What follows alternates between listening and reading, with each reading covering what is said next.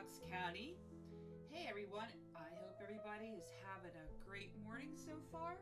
And I just wanted to get back on here on a regular schedule as I was traveling across the country. Everybody knows that I took a road trip out to Wyoming. Anyway, so we've got a really special guest coming to you today. He's also a great friend, a former client of mine. We've known each other for probably about 5 years now, and I'm so happy to bring you today is Dr. Pat Sanaghan. He is the president of the Sanaghan Group right here in Bucks County, and I am so fortunate to know him as a friend, as a former client. I've learned so much about his business over the years. I'm so excited to have him on. So we're going to have a talk with him about what he does. He's going to tell us all about this crazy crisis and how it's affected so many people, all of his clients, and that because he used to travel across the country, traveled all the time, and now, of course, he's not. So, he's a speaker, he's an author, he works in higher education, but I will be letting him tell you about what he does. He is a professional motivator and speaker in higher education, president of the Sanaghan Group, so I can't wait till he's going to talk to us about everything that's happened in the last 6 or 7 months. So stand by.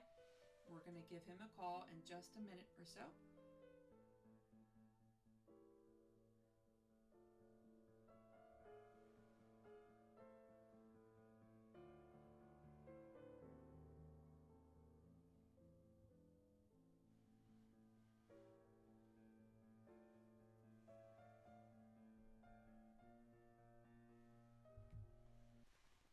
Hello, Pat Hey, good Sanaghan. morning, Pat. Guess who it is? It's Martha.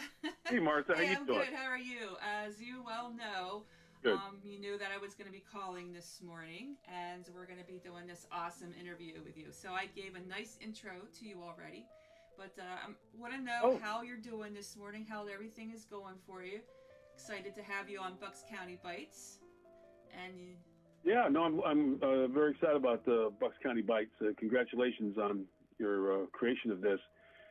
Doing well. I talked to a friend earlier this morning, and I think the last few weeks here have been just delicious. The weather has oh been yeah, it's stunning. been It's got a couple gorgeous. of rain, but it's the prettiest fall I can remember in a long time. The summer was not very Yeah, it good, was but brutally hot. It was very hot. Yeah. yep, Yeah, but yep, I know doing I'm well. happy to hear that. If Albie's doing well, everybody's good.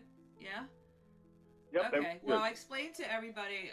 Our listeners know that we've been friends for a long time, but we've also been clients. So I wanted to let everybody know that Yep, it's just not someone that I just don't know, just random.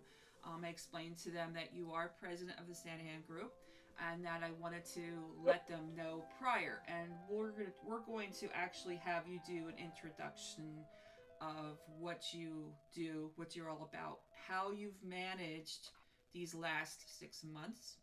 As you know, the crisis has been Okay. really horrible to so many businesses. They've lost business, they've had to recreate.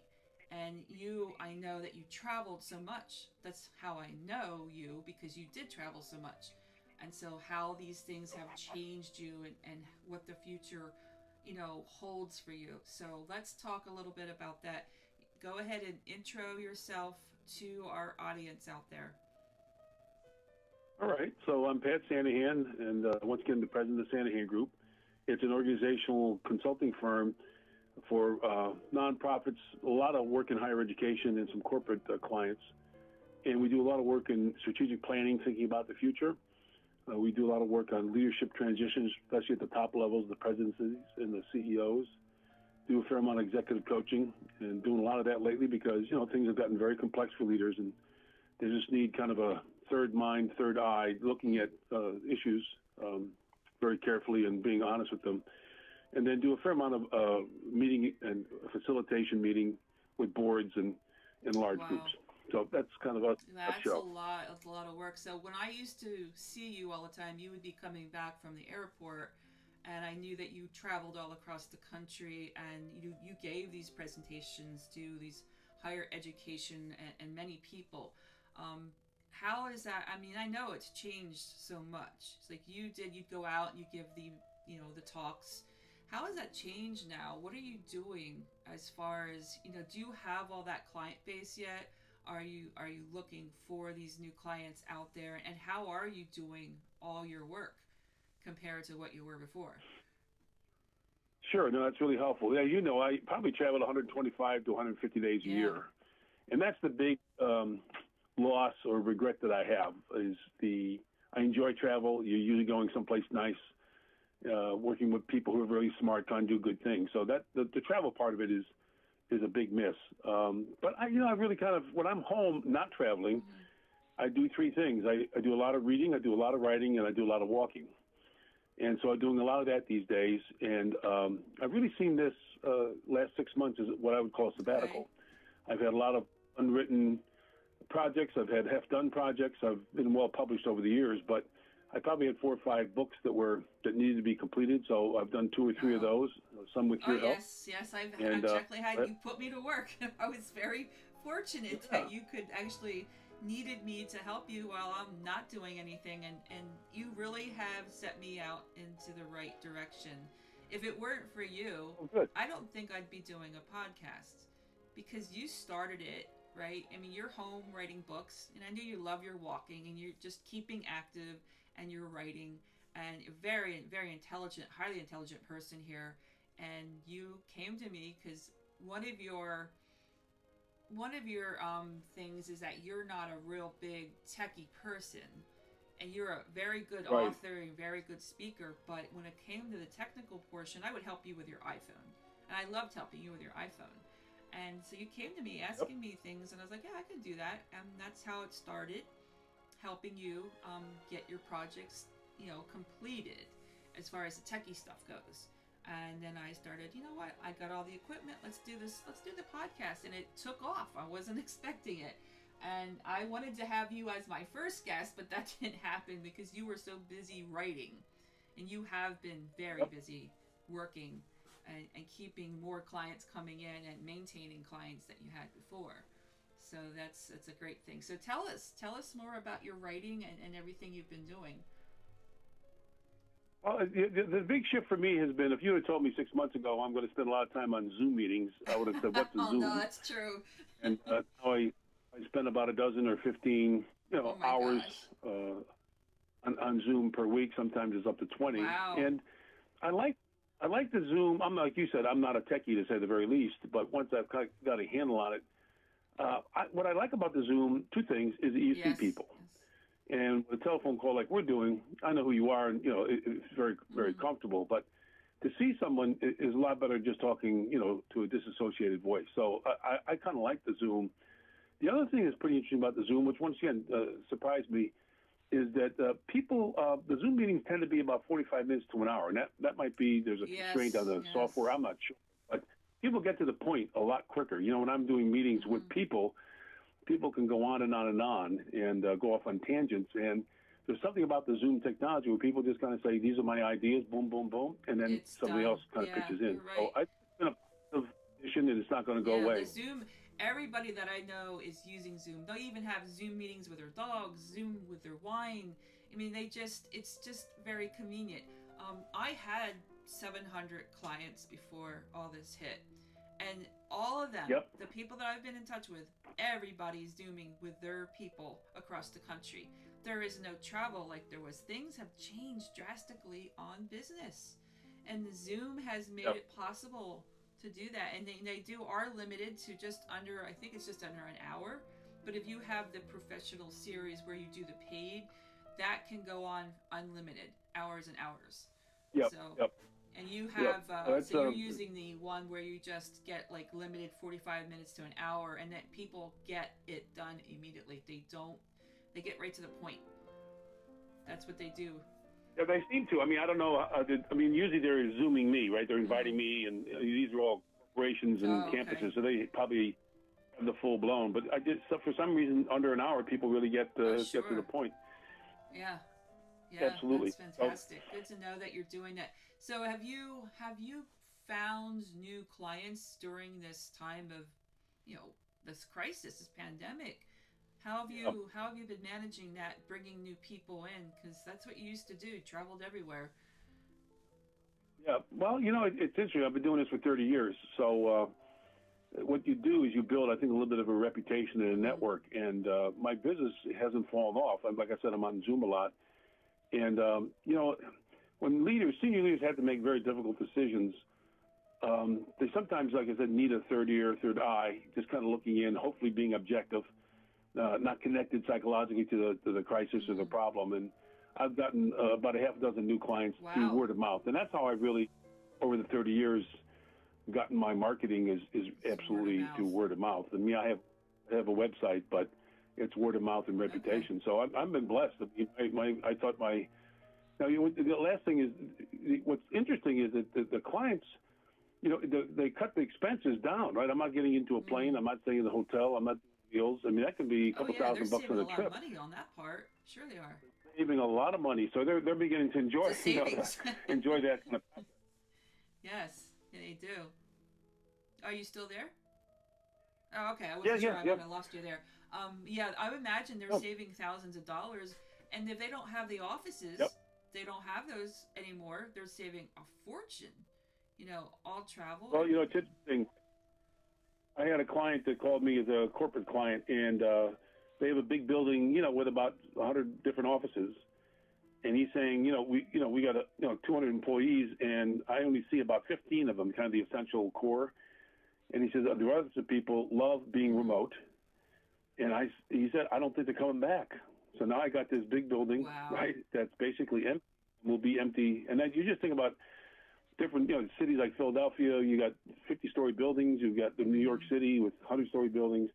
And I think a lot of these folks are going to stay home. And what are you going to do with that office space? So That that's a is critical issue of very a lot of critical. campuses. I was wondering about that. What's going to happen to all those buildings that they were using for all those offices? That's a huge loss. People are losing Yep. so much money. The ones that own those buildings, even that some of my clients that they were working in New York, even out of LA, they are moving out of the city, out of the metro, and they're moving to where they want, Yep. and they can work right from home. They don't if they have to take a train, they can go somewhere to the city, but Yep.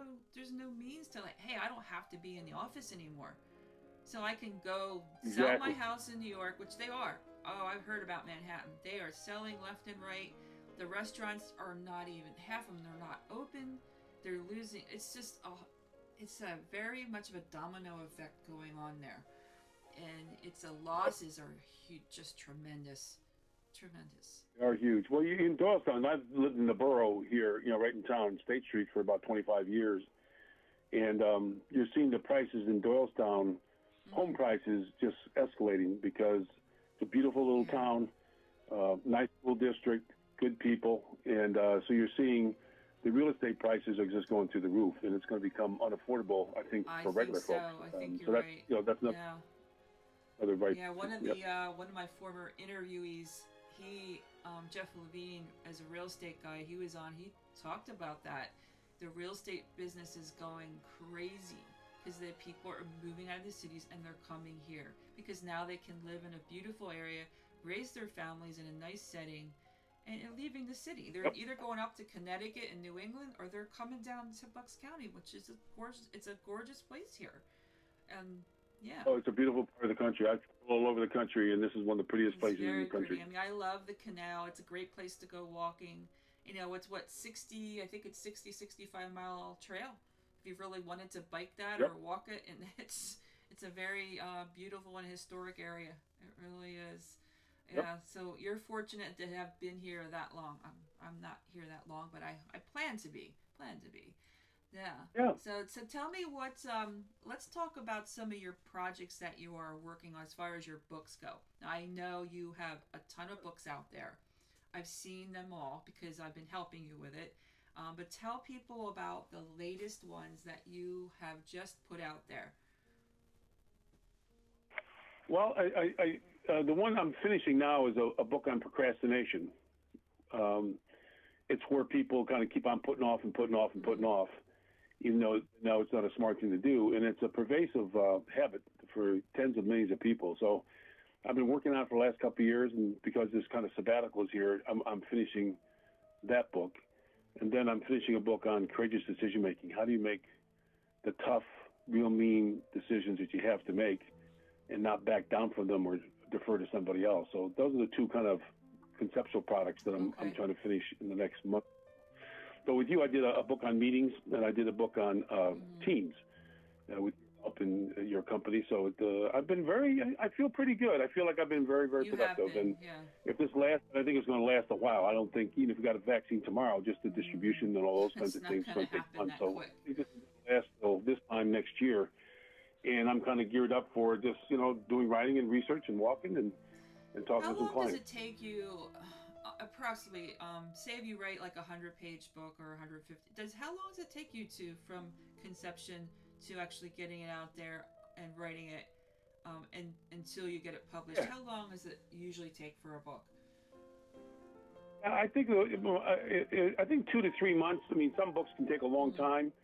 I had one book that took over a year, and I have more dedicated time, right? I mean, before I was on the road, I'd come home working on the weekends a little bit. Now it's just day after day. I can kind of plug through it. So I try to frame 2 to 3 months from soup to nuts, at least to write the first draft, to have a kind of what I call a rough draft, and then I get that edited by somebody. I have a lot of professionals there with Guru.com and freelancers and things like that, and then I do another revision of it. So, soup to nuts, 3 to 4 months for a book is kind of the normal. Well, I guess especially space. now that you are home and you can spend a lot more time doing it, since you're not on the road. Yep. You're not traveling to the airport, not sitting in an airport, not sitting on a plane. And then you have to get transportation once you get to your destination and have a hotel. That takes a lot of time. You think all that extra Exactly. time. No, you're exactly right. I can work for 8 hours of writing in a day. I'm not saying it's great writing, because the rough drafts are pretty rough, but it's extraordinary as opposed to, like you said, half an hour in the airport, a half an hour in the hotel room. It's become a job for me, a full-time job. I never thought I've migrated from being an author of many books to a writer, and those are two different things. Really, the craft of writing and finding the right words and the phraseology and the sequences and the context. It's been a nice journey for me. It's been it's amazing though. I get to read, which I'm very fortunate and I'm very grateful that I am able to work with you. I am reading your material. It's fantastic. Well, thank you. I appreciate that. Just like I feel fortunate enough that I get to read his books before they go out and get published. And I read them multiple times because I'm making sure, I'm actually doing a re-edit, because even though you had it edited before, I'm doing it for you multiple times and making sure there's, no mistakes, the spacing, all kinds of things that goes into it. And then once it's done, then I'm able to, get it out there and help you get that into Amazon and published, which it's been a great experience for me. I've learned a lot. I've taken a lot of courses. It's a different experience for me versus, I'm driving across the country pretty many years. In fact, I've just done a few, which is nice to get out of the house. But in a way, I miss being home. I miss doing these podcasts and talking to people. That's one of the reasons I started a podcast. I miss everybody, so I get to talk to everybody. It's a fantastic situation. And then, the great thing is all this information, everything that we talk about, everything that you, like, we created an Instagram for you. We've got your Amazon author page. You got your website. We did a Facebook for business for you. And I always make sure I check your LinkedIn. You post things there, but I kind of make sure it looks good and presentable, because you have a great amount of colleagues on LinkedIn. And I'm so fortunate to help you in all the techie end. And I feel very fortunate to know you and to know a great author, writer, and a great speaker. And you've taught me a lot, to make sure that speaking, giving the time to that speaker, let them finish speaking, and then I can come in and talk, because I have a problem with butting in. I'm learning that a lot. I'm getting better at it, because I love to talk too much. Well, one of your gifts. It is. It's definitely a gift. I thank my mom and dad for that because they were talkers and they got along with everybody. So I learned the gift of gab. They actually have a nickname. They call me Gabby. So. Oh, that doesn't surprise me. I know. It's like sometimes I have to learn just this. Okay, just slow down, stop for a little bit. But yeah, so what's the latest project that you're working on now that you think will be, when will it be published, do you think? I know you're working on a real big project and that's not going to be coming out for a little bit, but do you have an idea, like will it be around Christmas? It will be around Thanksgiving, do you think? Yeah, I have a book on meetings that's going to come out sometime in November. It's been, it's been in the process for 6 or 7 months. So sometimes publishing companies are pretty slow. But the other two books, the one on procrastination and courageous decision making, I assume that they'll be hopefully out by the summer of next year. All right, it's got some time yet. So speaking of the publishing, the companies, they get behind schedule. Do you think they're slower now with everybody being home? Because a lot of people did take up writing. They're taking up new projects, things that they've never done before. And now all of a sudden they're writing books and they're publishing, first-time publishers, first-time writers. And they are creating Audible books, they're creating ebooks, and the publishing companies are probably overwhelmed. You think that's true? You think they're doing that? Yeah, I think people have time in their hands. So now they have a certain writing project, or they want to get a product out there to do some marketing. So I think that the potential writers and authors out there probably has doubled in the last year. And so I think it's going to be kind of an avalanche of books. But, the publishing companies take a risk when they publish you. They got to have good content and good audiences. That's true. Not everyone's a writer. Yeah, so you're seeing a lot. Yeah. Well, they said that with the podcast too. I've been, reading up a lot of articles. And there's 850,000 podcasts out there. And that's double of what it was because people are home and, they might not stick with it because they say if you get to the 7th podcast, you'll probably stick with it. Most people don't get to the 7th and they just stop. I just don't know what to talk about anymore. But you kind of pick an area, stick with it, and talk to your clients. Like I have tons of clients lined up in the next month. And they are just, fascinating people in all different areas. And so that's why I kind of stuck with it because people have stories to tell. They're talking about this pandemic, this crisis, how it's affected them, and what they've done to change. I mean, it was interesting to hear you because you never did a Zoom before. And you were, like I said, the techie, you had to learn that because that was new to you. That was probably it was a learning curve on Zoom, I'm sure. Absolutely. And I do a lot of my work in the higher ed space, and a lot of faculty are going through the same kind of struggles I went through. In that, they're really great teachers and love being with students, and now they're more online, and being online is really, really different. So there's a learning curve that takes place, and I think the ones I've been talking to, it's about 50-50. 50% think, hey, this is kind of interesting, and I think I could get this, going forward. And the other 50% are kind of like they hate it, and they want to get back to the classrooms and teach students. So do you feel that you will get used to being in Zoom? And you've been doing it for a while now, and you actually are comfortable with it now? Okay. Yep. Yeah, no, I mean, the other thing I'm trying to do is there's a university wants me to teach their leadership program, and so there's a platform called Remo, R-E-M-O, and you can teach virtually, as it were, and you can have 40, 50 people in a class.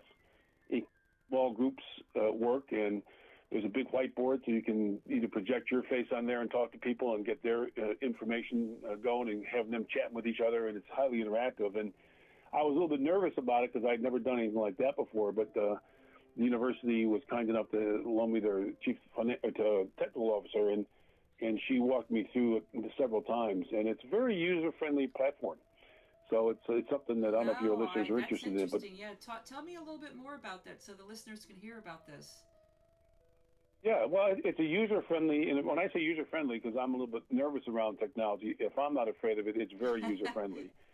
And it's very easy to learn. I mean, you're not going to do it in 10 minutes, but they have a number of little videos you can take and listen to, and take some notes. And I think you need IT support. You need someone who handles the technology. I don't think you can manage technology and also the content distribution or the speak time. So Marta is my kind of person that helps me with that, and without her, I wouldn't be able to do it. So it's not a walk in the park, but once you get used to it, it's very impressive software, and it can get people talking, and it can go up to a couple hundred people in a session. So you could have 200 people in one of those sessions?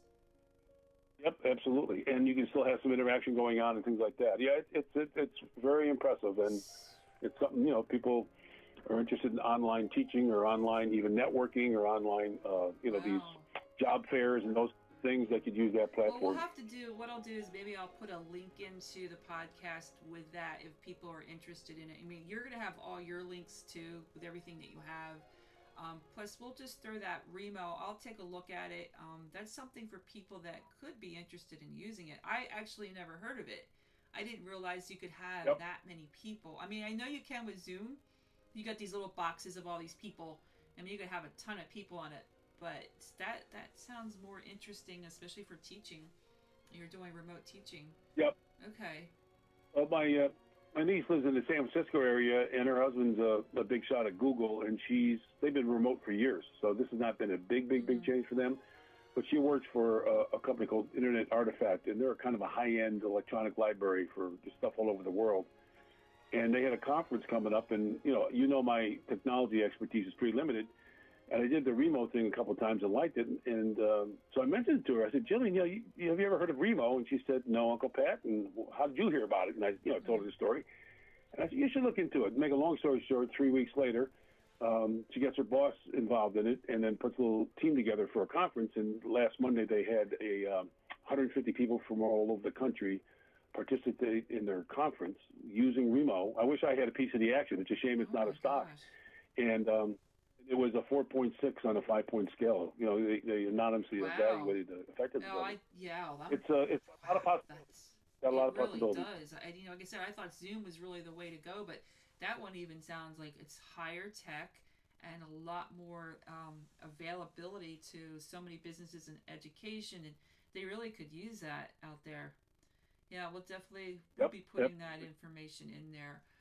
So we will actually, I know that you and I will be working together on some of your upcoming books, but we're also going to probably doing a couple more videos because you do have a YouTube channel. I wanted to make sure all the listeners know out there. You have YouTube and LinkedIn, and hopefully we can do a video on another one so we can put that out there for all the people that are listening and realize like, hey, Pat's going to have another video. And they are very, very educational, what you're putting out there. Very informative. It's so useful. Good. No, I appreciate that. What was that? Yeah, I have a video on meetings, how to make meetings more effective, and a video out there on YouTube on how to build a great team. And they are great. I will definitely be putting that link out there. And again, this podcast, just remember, this will be going to your LinkedIn. And it's going to go across all social media platforms. And then it becomes a YouTube podcast. For those people that don't use the streaming service, they will be able to see you visually and also hear the podcast at the same time. And I will make sure you have those to share with your clients as well, as it will be posted all over. And also it gets a promotion, Great. So it reaches many, many more people. It usually reaches about 70,000 people or so, possibly 100,000 people. And that could go all over the world, and we can stay with it regionally. Usually we like to try to get it all across the globe because, people, now that you're not traveling, so you can reach people in the UK, right. Scotland, France, all over the world, and people could say, hey, this guy sounds interesting. I want to contact him. And there it is. That's the great thing. Oh, I hope it does. I really do. So what's your plans for today, Pat? What are you doing today? Are you going for your nice long walks, or did you do that already? I did that this morning early, so I had that out of the way, and then I have two more kind of Zoom meetings, not a podcast, two more Zoom meetings, and then about 3 hours of writing. Okay, so you break up your day from writing to doing your Zoom meetings to getting your walks in, and probably spending some family time too. So, it's a busy day. It's busy just like it was when you were traveling. Yep. Yeah, yeah. I'm never bored. I'm very blessed that way. Lots of good things to do and lots of things to learn about. So I'm in pretty good Yeah. Now, do you place. write 7 days a week? Do you take a little time off to give your like a little mental break? I do Monday through Thursday. I have a writing schedule. Friday I do like errands and I might make some phone calls and do some marketing. Saturday tends to be um, a writing day also, and then Sunday I just goof off So and that's hopefully your watch relaxed football. day.